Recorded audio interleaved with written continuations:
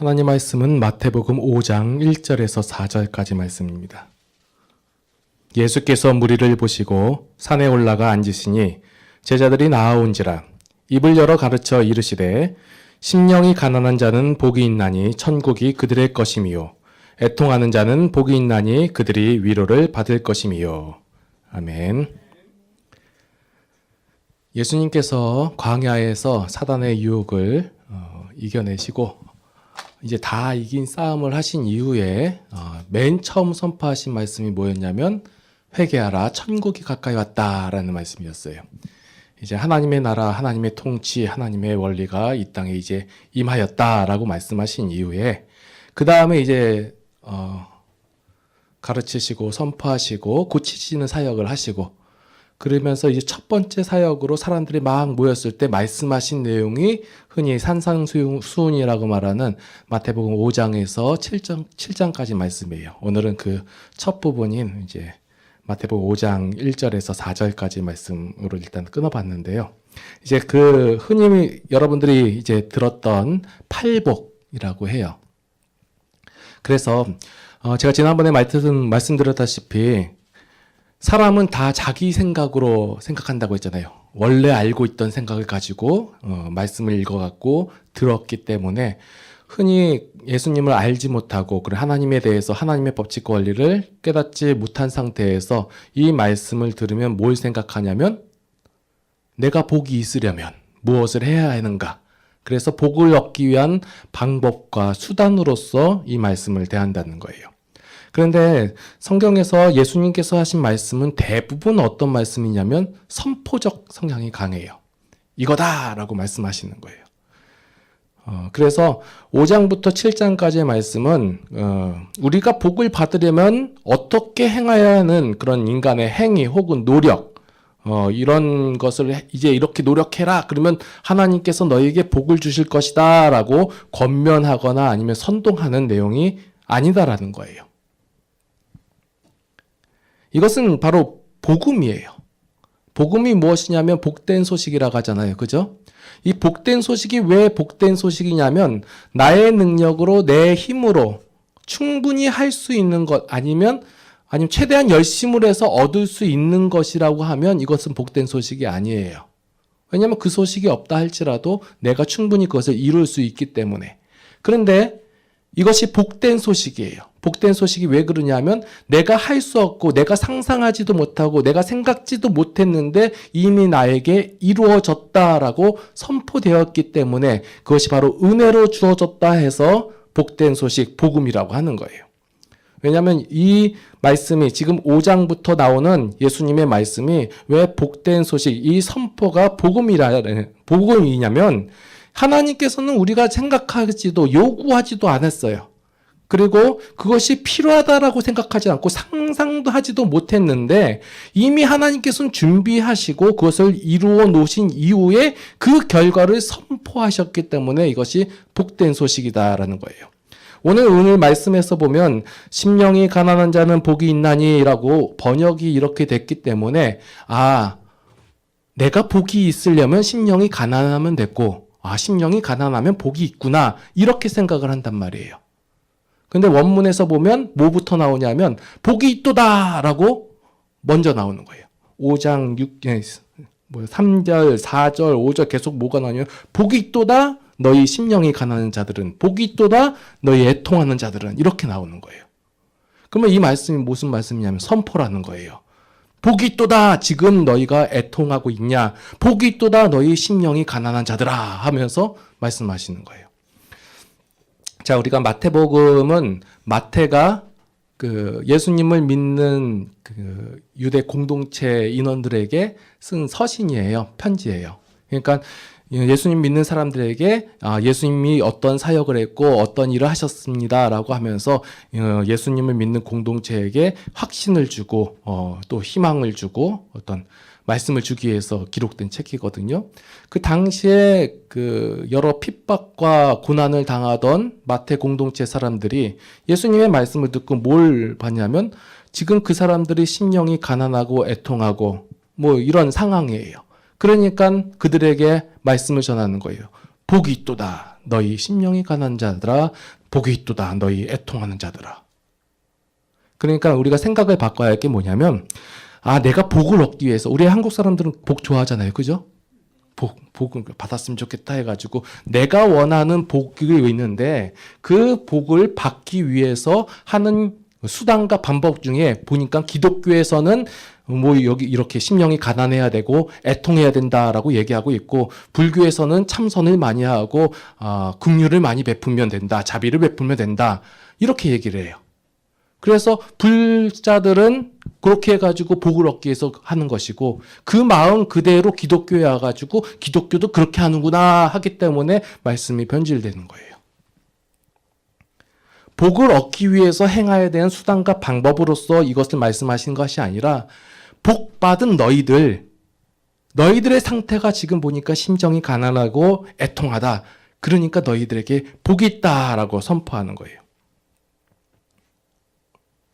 그래서 현재의 상황에서 어떤 먹을 것을 풍족히 갖고 있는 자가 아니면 아무런 고민이 없는 자가 아니면 즐길 것만 가득한 자가 복이 있다라고 얘기하는 것이 아니에요. 흔히들 우리 생각하기에 내 집안에 곡간에 곡식이 잔뜩 있고 이제 추수감사절이잖아요. 다 걷어들이고 아니면 우리 저금 통장에 잔뜩 있고 아니면 우리 먹을 것이 가득하고 집안에 아무런 우환이 없고 그리고 다들 화목하고 그러면 복이 있는 줄 알잖아요. 그죠? 보통 사람들 다 밖에 나가서 물어보면 다 그게 복이 있다라고 얘기해요. 그래서 아무 생각 없이 평안하게 내 인생을 누리면 되는구나라고 생각하고 있을 때 우리가 그것을 복인 줄 알았는데 성경에서 말하는 복이 무엇이냐? 심령이 가난한 자들이 복이 있다예요. 그래서 지금 생각하는 게 뭐냐면 내가 복을 얻기 위해서 심령이 가난해야겠구나. 그럼 심령이 가난한 건 어떻게 하는 거예요? 자, 뒤에 나오는 애통하는 자는 복이 있다라고 했는데 그러면 막 울으면 돼요? 막 기뻐할 상황인데도 계속 울고 있어요. 아니면 그러면 장례 지도사 하면 되겠네요. 계속 그 장례식 쫓아다니면서 계속 울고. 그 말씀을 하는 게 아니라는 걸 우리가 말씀 속에서 찾을 수 있는 거예요. 자, 그러면 먼저 심령이 가난한 자들아라고 돼 있어요. 그럼 심령이 가난하다라는 건 뭐냐면 내 마음에 내 영이 갈급하다는 거예요.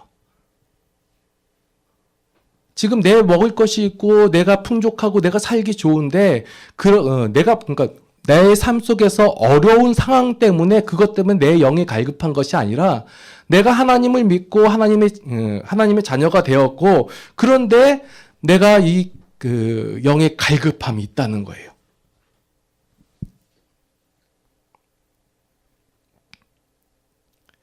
그냥 하나님에 대해서 영혼에 대해서 내가 갈급함이 있기 때문에 이제 왜 이 사람들이 복이 있냐면 내 영혼이 갈급하기 때문에 하나님에 대해서 알고자 하고 하나님의 말씀이 무엇인지 깨닫고자 하고 내가 하늘나라를 사모하고 영혼을 사모하잖아요. 그러면 거기에 대해서 내가 쉬지 않고 노력할 것이고 그것을 계속 사모할 것이기 때문에 결국은 그들에게 복이 있다라고 선포하시는 거예요.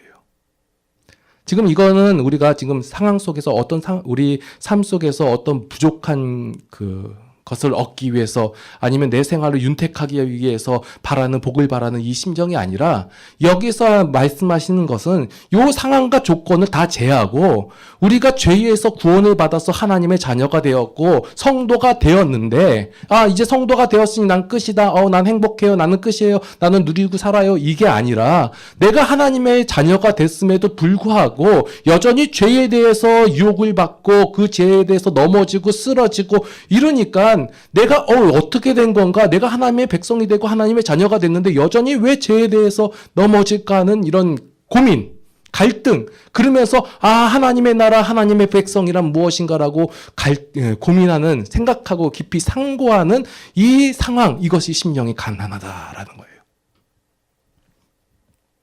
이 심령이 가난하다 뒤에 나오는 애통하는 자 다 같은 의미로서 나오는데 이것은 예수님 믿지 않으면 절대로 생길 수 없는 것이에요. 예수님을 믿기 때문에 내가 고민하는 거예요. 예수님을 믿기 때문에 하나님의 자녀가 됐기 때문에 내가 갈등하는 거예요. 충분히 세상의 원리대로 힘의 논리대로 하면 충분히 내가 잘 살아갈 수 있고 아무런 문제 없다예요. 그런데 내가 하나님의 자녀이기 때문에 갈등하고 고민하는 거예요. 자, 여기에 대해서 말씀이 있냐면 시편 51편 한번 살펴볼게요. 길지만 그래도 제가 한번 읽어볼게요. 하나님이여 주의 인자를 따라 내게 은혜를 베푸시며 주의 많은 긍휼을 따라 내 죄악을 지워주소서. 나의 죄악을 말갛게 씻으시며 나의 죄를 깨끗이 제하소서. 물은 나는 내 죄가를 아오니 내 죄가 항상 내 앞에 있나이다. 내가 주께만 범죄하여 주의 목전에 악을 행하였사오니 주께서 말씀하실 때에 의로우시다 하고 주께서 심판하실 때에 순전하시다 하리이다. 내가 죄악 중에서 출생하였으며 어머니가 죄 중에서 나를 잉태하였나이다. 보소서 주께서는 중심이 진실함을 원하시오니 내게 지혜를 은밀히 가르치리이다. 우슬초로 나를 정결하게 하소서. 내가 정하리이다. 나의 죄를 씻어 주소서. 내가 눈보다 희리이다. 내게 즐겁고 기쁜 소리를 들려주시사 주께서 꺾으신 뼈들도 즐거워하게 하소서. 주의 얼굴을 내 죄에서 돌이키시고 내 모든 죄악을 지워주소서. 하나님이여 내 속에 정한 마음을 창조하시고 내 안에 정직한 영을 새롭게 하소서. 나를 주 앞에서 쫓아내지 마시며 주의 성령을 내게서 거두지 마소서. 주의 구원의 즐거움을 내게 회복시켜 주시고 자원하는 심령을 주사 나를 붙드소서. 그리하면 내가 범죄자에게 주의 도를 가르치리니 죄인들이 죽기에 돌아오리이다. 하나님이여 나의 구원의 하나님이여 피 흘린 죄에서 나를 건지소서. 내 혀가 주의 의를 높이 노래하리이다. 주여 내 입술을 열어주소서. 내 입이 주를 찬송하며 전파하리이다. 주께서는 제사를 기뻐하지 아니하시나니 그렇지 아니하면 내가 드렸을 것이라. 주는 번제를 기뻐하지 아니하시나이다. 하나님께서 구하시는 제사는 상한 심령이라. 하나님이여 상하고 통회하는 마음을 주께서 멸시하지 아니하시리이다. 주의 은택으로 시온의 선을 행하시고 예루살렘 성에 쌓으소서. 그때 주께서 의로운 제사와 번제와 온전한 번제를 기뻐하시리니 그때 그들이 수소를 주의 제단에 드리이다. 아멘. 이 말씀이 어떤 말씀이냐면 다윗 아시죠? 다윗이 그 밧세바와 그 범죄한 이후에 그 다음에 지내다가 선지자 나단이 와서 그 예를 들어요. 어떤 마을에 한 거부가 있는데 99마리 양이 있었고 아주 불쌍한 사람이 양 한 마리 키우고 있는데 이 거부가 그 양 100을 채우고 싶어가지고 양 한 마리 뺏어갔다. 그랬더니 다윗이 노해가지고 그런 놈이 있냐? 그런 놈은 당장 죽여야 된다. 막 화내니까 나단이 뭐라고 얘기하냐면 그게 바로 당신입니다. 라고 얘기하고 간 후에 이 시가 나온 거예요. 자, 다윗이 어떤 사람이냐면 하나님을 의지하고 그 하나님 말씀을 그렇게 따르고 그랬던 사람이에요. 그가 그 밧세바의 그와 관계를 가질 때 그 내용상에서 보면 다윗이 전혀 범죄하고 있다고 의식하지 않아요. 거기 나온 내용에서 보면 그 물어봐요. 그 여자가 누구냐라고 물어보니까 신하가 그 어디 사람이지? 밧세바 남편 이름 뭐죠? 우리아가 어느 지파 저기 이방인이에요. 그 이방인의 아내입니다라고 정확하게 얘기를 해주거든요. 그러냐 하고 아무런 꺼리낌 없이 문제를 하고 그 상황을 자기 생각에는 지혜롭게 마무리 졌다라고 생각을 하고 그리고 나서 아무렇지도 않게 살고 있는 상황이에요. 그 상황에서 나단이 와서 그 예를 통해 가지고 하니까 이 다윗이 그 죄를 깨닫고 나서 하나님 앞에 이제 간구하면서 간절히 기도하는 내용이 오늘 51절 말씀인데 51편 말씀인데요. 뭐라고 이 다윗이 어떻게 깨달으냐면 나는 악하다예요. 이 악한 게 그러니까 내가 악하니까 내 죄를 좀 씻어 주시옵소서 이 개념이 아니라 내가 근본부터 그러니까 태어날 때부터 나는 악한 자입니다라는 거 깨달은 거예요. 그래서 하나님 나를 고치소서가 아니라 나를 창조하시고 그러니까 하나님의 내 속에 정한 마음을 창조하시고 내 안에 정직한 영을 새롭게 하소서 이런 고백을 하는 거예요. 그러니까 그 다윗이 뭘 깨달았냐면 하나님 나는 원래부터 악한 자입니다. 내 그런 상황과 결과가 드러났을 때 내가 그 죄의 결과를 바라보니 나는 완전한 악인입니다. 하나님 나를 새롭게 창조하여 주시옵소서. 이렇게 얘기하는 거예요. 그러니까 이게 상한 심령이다. 심령이 가난하다. 이 말은 뭐냐면 내가 하나님의 자녀가 됐어요. 자, 죄에 대해서 한번 얘기를 했었는데 죄는 사람을 완전히 완벽하게 100% 사로잡아요. 그래서 하나님의 것을 알 수도, 하나님을 바라볼 수도, 생각할 수도, 상상할 수도 없게끔 만드는 거예요. 그런데 하나님의 자녀로서 이제 구원함을 받았잖아요. 구원은 받은 이제 성도에게, 자, 마태복음에서 마태의 공동체에게, 그 마태의 공동체는 누구냐면 예수님을 믿고 하나님의 자녀가 된 성도들이거든요. 그 성도들에게 뭐라고 얘기하냐면, 너희가 구원을 받았다. 그러니 죄가 너희들을 완전히 사로잡아서 그 죄의 길로 끌고 가지 못한다. 그렇지만 너희에게 자유가 있어서 선택하는 것이다 말하고 있는 거예요. 그런데 그 선택함에 있어서 이 성도가 보니 맨날 죄의 것만 선택하는 거예요. 하나님을 전혀 바라보지 아니하고 생각하지 않고, 이 죄에서 말하면 우리가 뭐 살인, 도적질 뭐 이런 것은 다 죄의 결과라고 나타냈잖아요. 말씀드렸잖아요. 죄의 가장 큰 의미는 뭐냐면 하나님을 거부하고 하나님을 인정하지 않고 하나님을 생각하지 않는 거예요.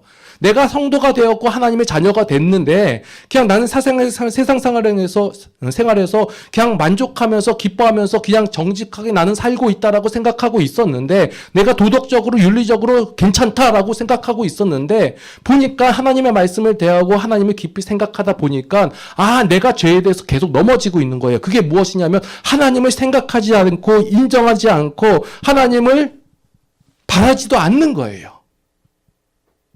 그걸 바라보니 내 마음이, 심령이 가난해진 거예요.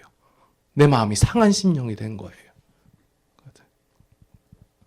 그리고 나서 나의 모습을 다시 보니 내 죄악이 아주 크도다예요.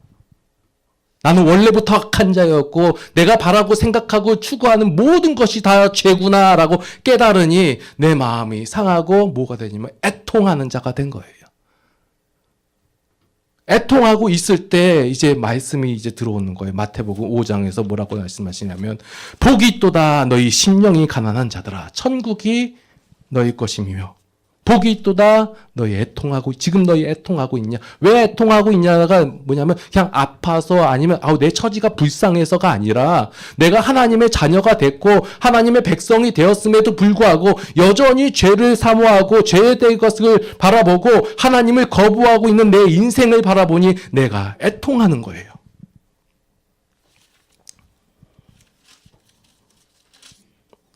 그 애통하는 자는 복이 있다. 왜? 그들이 위로를 받는다는 거예요.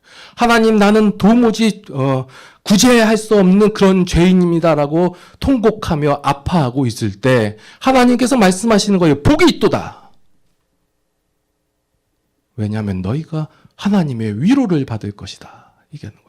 하나님께서 지금 위로하고 계시는 거예요. 뭐라고 위로하시면, 그래 너 약하다. 너희가 하나님을 바라보지도 않고 너희의 그 태생부터 죄다라고 악하다라고 스스로 고백하고 있을 때 하나님께서 뭐 하시냐면 은혜를 내려주시는 거예요. 은혜를 내려주시니 뭐 하는 거예요? 내가 하나님께 은혜 받을 만한 어떤 건덕지나 아니면 어떤 자세나 아니면 어떠한 그 노력이나 행함도 없음에도 불구하고 하나님께서 나를 구원하시고 인도하셨기 때문에 그 말씀이 나에게 위로가 된다는 거예요. 그래서 이러한 심령이 가난한 것, 애통하는 이 모든 고통은 내가 하나님과의 관계를 맺었기 때문에 나타나는 현상이에요. 내가 예수님을 믿었기 때문에 나타나는 현상이에요. 내가 예수님을 믿지 않았으면 전혀 생기지 않을 고통이라는 거예요. 그러니까 여러분들이 성도가 되었기 때문에, 성도이기 때문에 생각할 수 있는 게 뭐냐면 내가 악한 자예요. 그래서 사도 바울은 로마서에서 고백하길 내가 죄인 중에 개수다. 오라 나는 공고한 자다. 라고 얘기하는 거예요. 왜 구원을 받은 자가, 왜 성도가 왜 이런 고백을 하는 거예요? 성도가 되고 하나님의 백성이 됐음에도 불구하고 여전히 죄에 의해서 넘어지고 쓰러지고 하니까, 그러한 내 모습을 바라보니 내가 여전히 하나님을 사모하지 않고 있으니까 그 모습을 내가 보니 나는 죄인 중에 개수가 맞다 해요. 그러니 나는 공고한 자다. 그래서 이런 절망감과 힘든 가운데 있는 성도에게 하나님이 위로의 말씀을 선포하시는 거예요. 복이 있도다. 그래서 하나님께서 너희들은 복이 있도다 라면서 선포하시고 위로하시고 우리에게 확신을 주시는 것이에요. 그래서 우리 신앙인 성도는 어떠한 도덕적으로 윤리적으로 어느 정도 좀 위치가 돼야 그 정도 돼야 비로소 신앙인이 된다라는 것이 아니고 신앙인이 되었기 때문에 하나님께서 그렇게 만들어 가실 것이다예요. 그래서 우리가 복이 있는 자들이에요. 자, 아까 전에 이제 죄에 대해서 말씀하셨는데, 죄가 이제 사단이 이제 끌고 가지 못한다고 했잖아요. 우리가 이제 선택을 하는 거예요. 그래서 모든 성도의 죄에 대한 죄를 짓는 책임은 성도 본인에게 있어요. 왜냐하면 선택하기 때문에.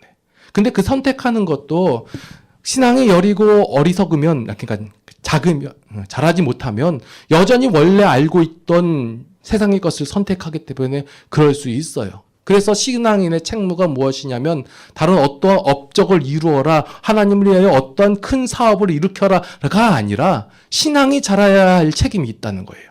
그래야 흔들리지 않는 거예요. 흔들리지 않는 믿음을 소유하게 되는 것, 그게 바로 신앙인이 해야 할 거예요.